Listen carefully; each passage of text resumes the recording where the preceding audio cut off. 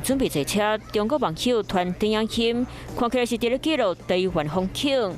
台阳煞是真个人看无目体，这是新入火车头影片放上网络，真侪中国网友拢伫咧笑台湾伤过落伍。是100年的古迹啊，里面的设备不会到很旧啊。外表比较旧一点，可是它是古迹，不能跟新的火车站相提并论。一个讲法，新竹人是玻璃信徒，因为这是全台湾上古早火车头，超过130年的历史。嗰度是佮参巴洛克建筑的外观，嘛伫咧1998年皇帝这是固定古蹟。中国网友说，想要看旧中国，就必须去过台湾。第一天看人数就超过100多人次，嘛掀开两岸网络论战。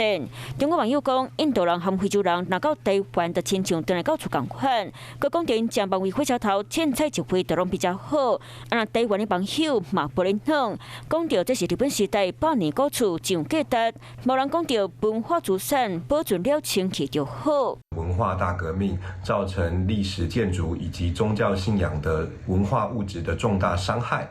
所以，现今的中国人民没有办法去认知到保存像新竹火车站这样子的100年古迹是多么重要的一件事情。只能现金缴费，好吧，我找到拿零钱。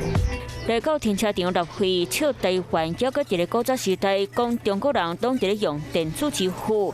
一个中国网友红发现真过来伫咧传电影片，短短15秒时间，不论是讲到中国公园，或者是硬体设备，内容拢会看到台湾，嘛会甲台湾看甲真无忝。